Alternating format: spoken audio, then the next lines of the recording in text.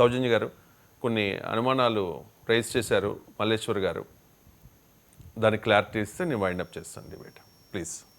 ఒకటండి, మేము ఆయన సెక్యూరిటీ విషయంగా 40 మంది సెక్యూరిటీని ఇస్తాను అని తీసుకుంటున్నప్పుడు అది అంటే మేము ఎప్పుడైనా సరే పోల్చుకునేటప్పుడు సెక్యూరిటీ మేము ఇచ్చినప్పుడు గతంలో ఎలా ఉంది, మేము ఎలా ఇస్తున్నాము, అలానే ఇప్పుడు ఆయన చేసే అంశాలు ఏంటి, ఆయన పర్యటనలో ఎందుకు ఇలాంటి అపశృతులు జరుగుతున్నాయి, సో తీసుకోవాల్సిన కేర్ ఏంటి, ఇవన్నీ కూడా మేము ఆలోచిస్తామండి.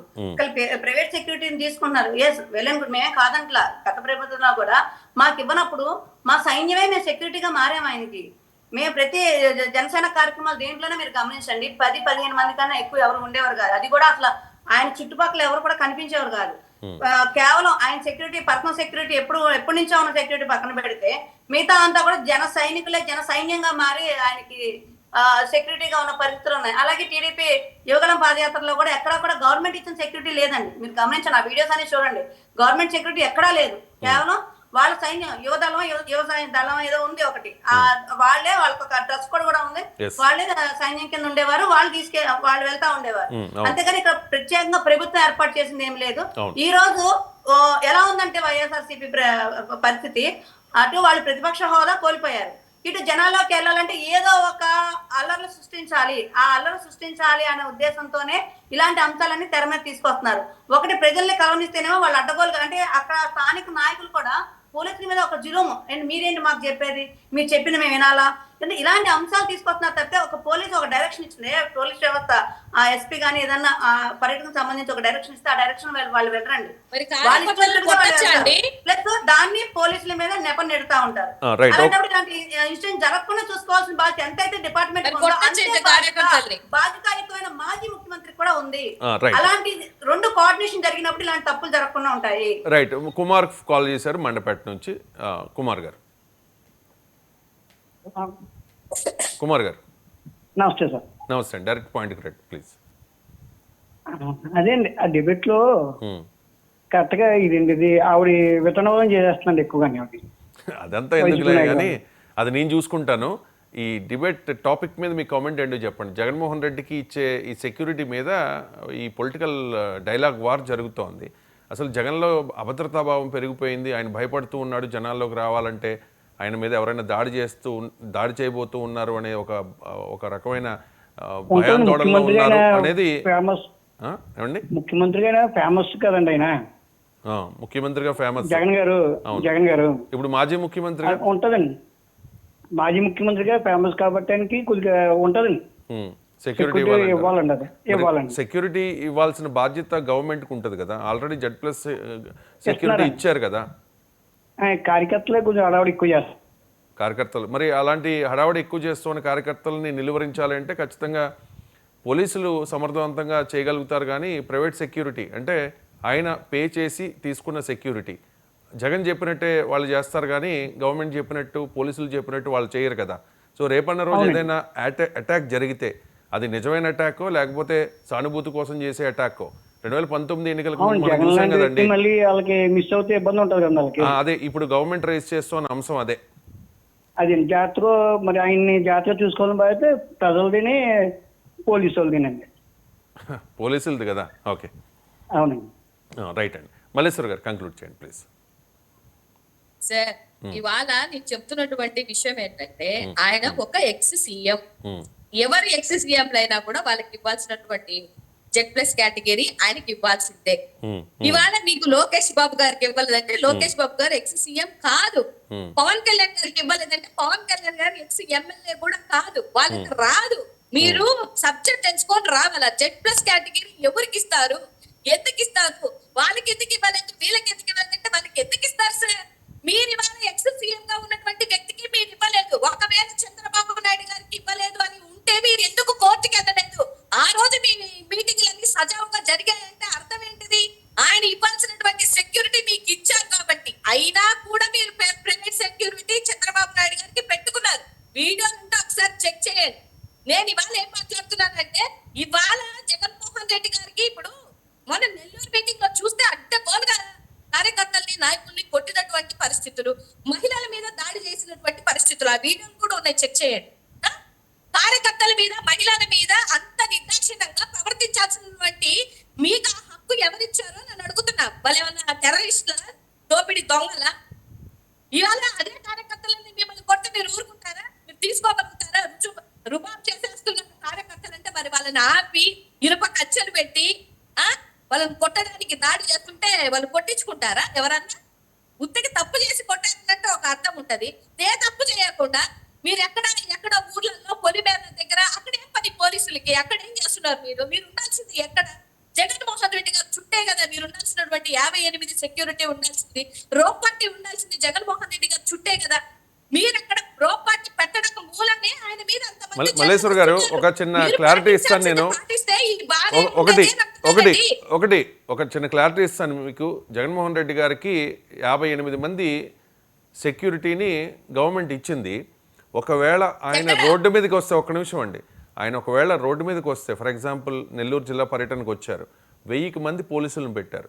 అది ఆంక్షలు అని చెప్పి మీరు చెప్తూ ఉన్నప్పటికీ కూడా అది జగన్మోహన్ రెడ్డికి మీ కార్యకర్తల నుంచో, మీ కార్యకర్తల ముసుగులో ఉన్న లేకపోతే ఆయన ప్రత్యర్థుల నుంచో రక్షణ ఇవ్వడానికి మాత్రం వాళ్ళని పెట్టారు. రేపు డోన్ పర్యటన స్టార్ట్ కాబోతోంది జగన్మోహన్ రెడ్డి గారిది. 58 మంది మాత్రమే ఉండరండి. నాకు తెలిసి కనీసం ఒక 500 మందికి పైగా ప్రభుత్వం జగన్మోహన్ రెడ్డికి రక్షణను ఇస్తుంది. దాంతోపాటు ఇప్పుడు జగన్మోహన్ రెడ్డి ఏం చెప్తూ ఉన్నారంటే, నాకు సెక్యూరిటీ కావాలి కాబట్టి నేను 40+ ప్రైవేట్ సెక్యూరిటీని పెట్టుకుంటాను అని చెప్పి ఆయన చెప్తూ ఉన్నారు. గవర్నమెంట్ చేయాల్సింది చేస్తున్నా కూడా, గవర్నమెంట్ చేస్తుంది అంటే నేను ఉన్న వాస్తవం మాత్రం చెప్తున్నాను. ఎవరికో పాజిటివ్ గానో ఎవరికో నెగిటివ్ గానో చెప్పాల్సిన అవసరం నాకు లేదు. మీ ఆలోచన విధానం ప్రకారం మీరు చెప్పాల్సింది మీరు చెప్పారు, నేను మాట్లాడాలి కదా. మీరన్న 58 సెక్యూరిటీ ఏది? ఇప్పుడు ఇన్ని చేశారు కదా ఆయన. మిర్చివాళ్ళ కోసం వెళ్ళారు, మామిడి రైతుల కోసం వెళ్ళారు, ఆ నాగమల్లేశ్వరరావు గారి విగ్రహం దగ్గరికి వెళ్ళారు, నిన్న నెల్లూరు వెళ్ళారు, ఆ గుంటూరు వెళ్ళారు. మరి ఏది ఒక్క వీడియోలో కనిపించాలి కదా. మీరు వీడియోలు తీశారు కదా, మన నెల్లూరు వీడియోలు కూడా తీసేశారు కదా. దాని చుట్టూ జనాలే లేరని కాసేపు మీరే అంటారు, జనాలు ఉన్నారని కాసేపు మీరే అంటారు. ఏది వీడియో కాసేపు అంటారు, లేకపోతే ఫేక్ వీడియో అని మీరు అంటారు. ఉన్నో లేరో వచ్చిన జనాలను బట్టి అక్కడ ఉన్న జనాలకు మాత్రం బాగా క్లారిటీ వస్తుంది. మన హోంమంత్రి అనితానే కదా వీడియో చేసి జనాలు లేకుండా ఎక్కడో పరిచారు, జనాలే లేరు. జనాలు లేనప్పుడు నువ్వు ఇవ్వాలి కదా. మరి 58 మంది సెక్యూరిటీ పోలీసులు అన్నా కనిపించాలి కదా ఆ కారు చుట్టూ. రోప్ పార్టీ అన్నా కనిపించాలి కదా ఆ కారు చుట్టూ. మరి ఎందుకు కనిపించట్లేదు అంటారు సార్? ఇవాళ రేపొద్దున డోన్కి వెళ్ళేటప్పుడు కూడా మీరు 500, నిజంగానే 500 మంది పోలీసులు ఆయన చుట్టూ పెట్టండి. ఎక్కడో జనాలు ఆపడానికి పొలిమేర దగ్గర ఇళ్ళ కాడ కాదు మీరు పెట్టాల్సింది పోలీసుల్ని. జగన్మోహన్ రెడ్డి గారు చుట్టూ పెట్టండి. జగన్మోహన్ రెడ్డి గారికి ఇవ్వమని, సెక్యూరిటీ ఇవ్వమని మీకు హైకోర్టు చెప్పినటువంటి విషయం. మా సొంతంగా లేకపోతే మా కార్యకర్తలను ఆపడానికో లేదా మా మహిళా నాయకులను ఆపడానికో కాదు, మాకు అవసరం కూడా లేదు. ఇక ఫైనల్ గా మల్లేశ్వర్ గారు ఓకే క్లారిటీ ఇచ్చారు కదా. ఫైనల్ గా చాలా మందికి ఉన్న డౌట్ ఏంటంటే, జగన్కు ప్రాణహాని ఉంది అని చెప్పి పదే చెప్తూ ఉన్నారు కదా. ఉంటే ఎవరి నుంచి ఉండొచ్చు? జగన్మోహన్ రెడ్డి గారికి ప్రాణహాని ఉంది అని మీ ఛానల్లోనే ఎవరో ఒక వ్యక్తి చెప్పడం కూడా జరిగింది. అది ఆ విషయం ఏంటనేది పక్కన పెడితే, మా భావాలు కూడా అంటే మా మనోభావాల ప్రకారం చూస్తే కూడా మా నాయకుడికి ప్రాణహాని ఉంది అన్న విషయం అందరికీ క్లారిటీ. రాష్ట్రంలో ఉన్నటువంటి 1,32,00,000 మంది మేము కోర్ వైఎస్ఆర్సీపీ మేము అనుకుంటున్నటువంటి విషయం. ఉంటే ఈ కూటమి ప్రభుత్వం మూలానే ఉంటుంది, లేకపోతే ఎక్కడి నుంచో ఒక 200 మందినో 100 మందినో తెచ్చినటువంటి విషయం ప్రకారమైన వాళ్ళ ద్వారా అది ఫేక్ అండి, అది ఫేక్ వార్త అండి, అది ఫేక్ వార్త అండి, 100% ఫేక్ వార్త. అది ఎక్కడి నుంచో ఎవరో 200 మంది షార్ప్ షూటర్లు వచ్చారు అన్నది 100% ఫేక్ వార్త, 100% ఫేక్ వార్త. అది కరెక్ట్ కాదు. అండ్ ఇంకొకటి 2019 ఓకే ఆలోచన ఉండొచ్చు. 2019 మా ఆలోచన ఏంటంటే కోర్ వైఎస్ఆర్సీపీ మేము మా జగన్మోహన్ రెడ్డి గారికి మేమైనా, ఈవెన్ వాళ్ళు వేసినటువంటి కమిటీ అయినా, వాళ్ళు కోర్టుకి సబ్మిట్ చేసిందైనా కూడా జగన్మోహన్ రెడ్డి గారికి ప్రాణహాని ఉంది అని. ఇది క్లియర్, నేను చెప్పింది కూడా కాదు, కోర్టు చెప్పినటువంటి విషయం. 2019 ఎన్నికలకు ముందు కోడి కత్తి కేసు అప్పట్లో సంచలనం. జగన్మోహన్ రెడ్డి మీద దాడి జరిగిన వెంటనే, అంటే ఇప్పటికీ కూడా ఆ దాడి ఎందుకు చేశారు, వాళ్ళు చేయమన్నారా, సానుభూతి కోసం చేశారా, లేకపోతే టీడీపీ వాళ్ళు చేయించారా ఏంటి క్లారిటీ లేదు. రకరకాల ప్రచారాలు అప్పట్లో జరిగాయి. ఒక టీడీపీ నేత కనుసన్నల్లో ఇదంతా జరిగింది, శ్రీనివాస్ అనే వ్యక్తితో దాడి చేయించారు అని చెప్పి అప్పట్లో పెద్ద ఎత్తున ప్రచారం జరిగితే సింపతి కోసం ఇదంతా చేస్తూ ఉన్నారు జగన్మోహన్ రెడ్డి అని అప్పట్లో Telugu Desam party and Janasena party నేతలు కామెంట్ చేసిన పరిస్థితి. ఏదేమైనా 2019 ఎన్నికల్లో ఎంతో కొంత కాస్త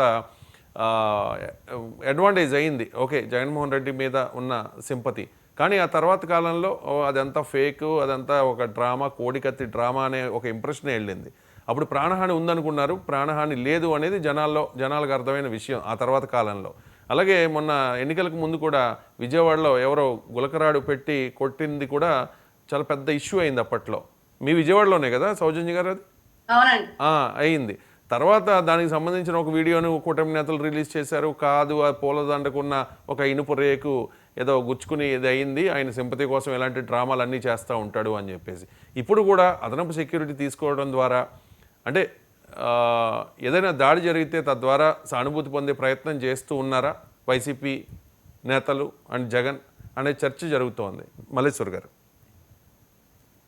ఇక్కడ ఒక నిమిషం నెక్స్ట్ మీకు చెప్పండి మల్లేశ్వర్ గారు. ఇప్పుడు ఆయన ఆల్రెడీ 151 గెలిచినటువంటి ముఖ్యమంత్రి. మొన్న జరిగినటువంటి విజయవాడలో రాయి తగిలింది, 4 స్టిచెస్ పడేదాకా ఒక దండ కంట, ఒక దండకి ఇనుపరాడు ఉంటే ఆ రాడ్డు పక్కన ఉన్నటువంటి వ్యక్తి కన్నులో గుచ్చుకొని తర్వాత ఈయనకెళ్ళి గుచ్చుకుంటే అది రాదా సార్? పూలమాలకున్నటువంటి ఇనుపరాడు అంటారా? కావాలని చేసినటువంటి పని. ఇప్పుడు ఆయనకి ఏం అవసరం అండి? ఇప్పుడు పోనీ ఓడిపోయినా కూడా 11 వచ్చినా కూడా ఆయన ఓట్ షేరింగ్ ఎంత సార్? ఈ ఓట్ షేరింగ్ ఎన్ని పార్టీలు కలిసినా, ఎంత మంది వచ్చినా ఈ 1,32,00,000 మందిని దాటడం కాదు కదా, ఒక్క ఇంచు కూడా కదపలేదు. అది ఆయన ఫిక్స్డ్ గా ఉన్నటువంటి ఓట్ షేరింగ్. నేను ఇప్పుడు వెళ్ళిపోయిన 10% ఓట్ షేరింగ్ కోసం ఇప్పుడు ఆయన రాయితో కొట్టించుకోనో, కోడి కత్తితో చేయించుకోనో, లేకపోతే ఇంకొక సంఘటన చేసుకోవాల్సినటువంటి అవసరం జగన్మోహన్ రెడ్డి గారికి లేదు సార్. మీరు చేశారు అనంటే అది ఒప్పుకోవాల్సినటువంటి వాస్తవాలు ఒప్పుకోకుండా ఇవాళ ఆయన చుట్టూ జనాలు వస్తున్నారంటే వస్తారు. జగన్మోహన్ రెడ్డి గారికి ఉన్నటువంటి ఇమేజ్ ని బట్టి వస్తారు. ఇవాళ ఏమైనా ఎలక్షన్స్ ఉన్నాయా సార్? మనలో మన మాట ఇవాళ ఎలక్షన్ ఉందా? ఇంకా 4 ఏళ్ళు పోరాడాలి. ఎందుకు వస్తున్నారు జనాలు అని అంటే మీరు ఆలోచించాల్సింది జగన్మోహన్ రెడ్డి గారి కోసం ఎందుకు జనాలు వస్తున్నారు కాదు. మన కూటమి ప్రభుత్వం మీద ఎంత నెగిటివిటీ 1 year లో వచ్చింది, ఆ నెగిటివిటీ కార్యకర్తల్లో హిట్ అయింది కాబట్టి అంతమంది ఆయన కోసం వస్తున్నారన్న విషయాన్ని కూటమి ప్రభుత్వం గుర్తు పెట్టుకోవాలి. మనం పిలుస్తుంటేనే 70 నుంచి 80 మంది ఎమ్మెల్యేలు మీటింగ్ కి రావట్లేదు అని అంటే ఏంటి అనేది గుర్తు పెట్టుకోవాలి. మనలో ఉన్నటువంటి కూటమి నాయకులే మనం దొంగతనం చేస్తున్నాం, దోపిడీ చేస్తున్నాం, 100 కోట్లు ఈ విధంగా నీరు ఖర్చే విధంగా చేస్తున్నామని డైవర్ట్ అవుతున్నాం. థ్యాంక్ యూ మల్లేశ్వర్ గారు. థ్యాంక్ యూ మల్లేశ్వర్ గారు. Time up. సౌజన్య గారు కంక్లూడ్ చేయండి ప్లీజ్. చక్కగా చెప్తున్నారండి. ఇప్పుడు ఆవిడ అడ్డగోలుగా మాట్లాడినట్టు మనం ఆయన చెప్తుంటేనో చూసే ప్రేక్షకులు వేరే వేరేగా మాట్లాడుతున్నారు. దానికి ఏం సమాధానం చెప్పాలో నాకు తెలియట్లేదు. సరే, అది పక్కన పెడితే మనం అంటే కొన్ని అంశాలు ఆవిడ మాట్లాడిన మాటలో సెక్యూరిటీ ఇవ్వలేదనే మాట మనం చూసుకున్నట్టయితే సెక్యూరిటీ ఇచ్చారా లేదా అని ఇప్పుడు మన డిపార్ట్మెంట్ కి వెళ్ళి అక్కడ వాళ్ళకి అసలు ఆల్రెడీ రూట్ మ్యాప్ ఉంటాయి. ఆ రూట్ మ్యాప్ ఎక్కడెక్కడ ఎవరెవరిని అసైన్ చేస్తారు దాని తాలూకు లిస్ట్ అంతా ఉంటుందండి. కావాలంటే అది ఒకవేళ మీకు అవకాశం ఉంటే నెక్స్ట్ డిబేట్ లో అది తెప్పించండి.